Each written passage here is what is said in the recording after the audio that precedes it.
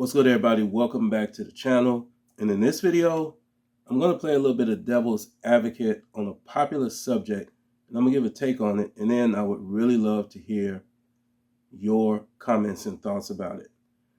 And that question is, should student loans be forgiven? Okay, I'm going to give you the short answer. The short answer is, in most instances, no, they should not be forgiven.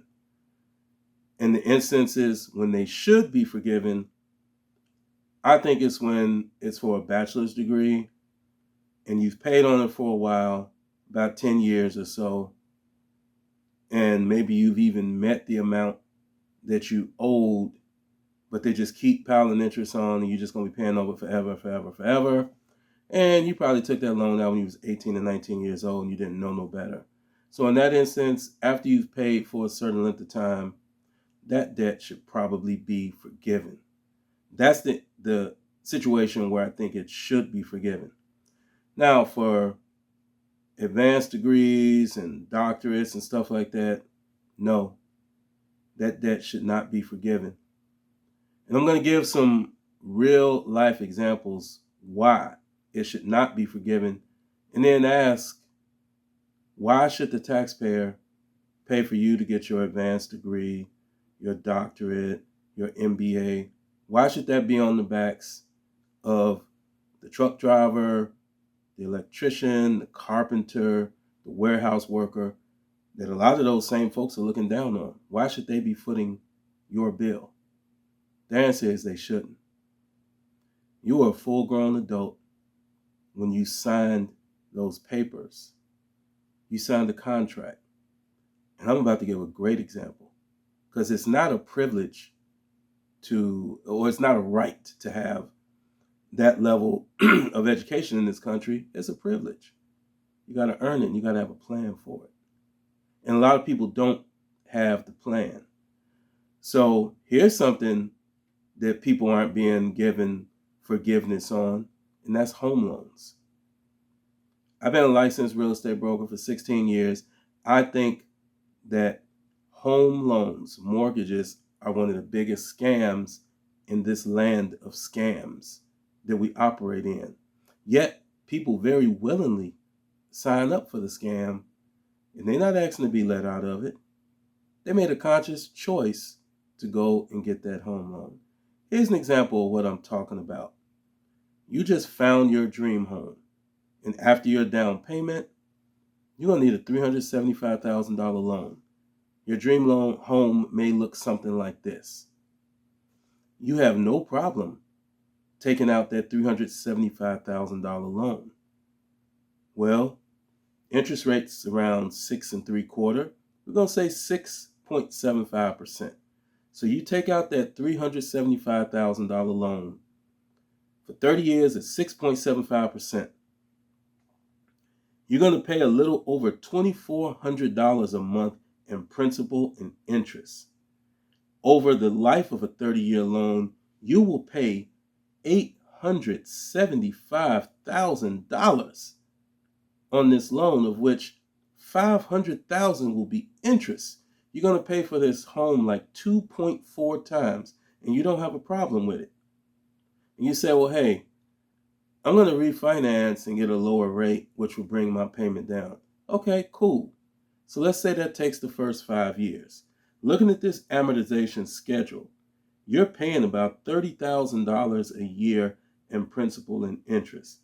The first year, you pay $25,190 in interest, and a little under $4,000 is going towards your principal. By the end of year 5, on this $375,000 loan, you have paid about $23,000 off. You still owe $352,000, even though you've been paying about $30,000 a year.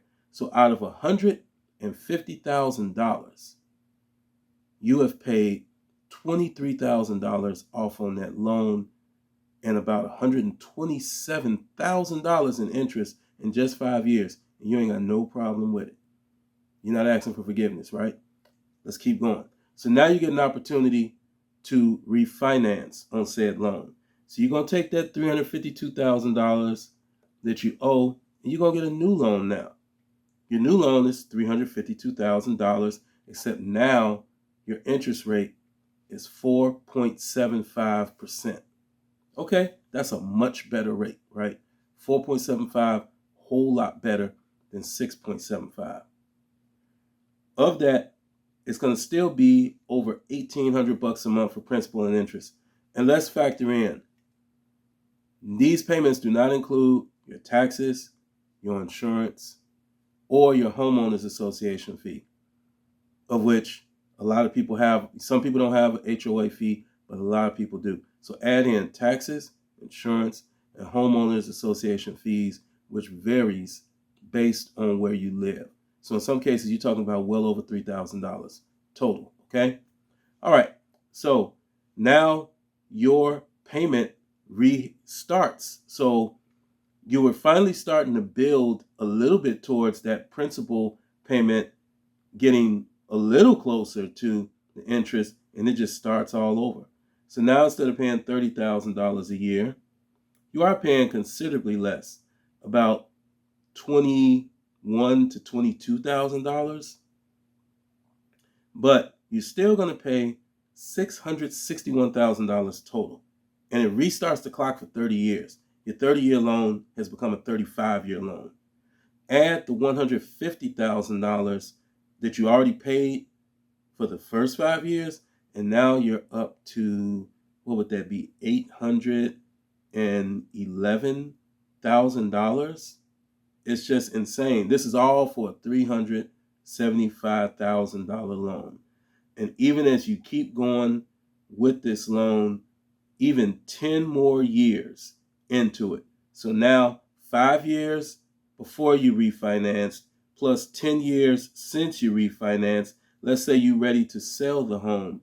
At the end of that 10 years, you still owe $284,000 on a $375,000 loan. You've paid less than $100,000 off, even though you've paid about $370,000 into the loan.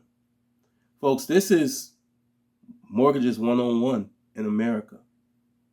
For people that choose to go the traditional route and buy, the dream home instead of maybe buying a fixer-upper, that maybe you could pay off a lot quicker and enjoy the fruits of your labor by not having all these home payments. But it is a privilege. It's not a right, because everybody can't even fathom being able to go buy a home where they need a $375,000 loan. They just can't afford it.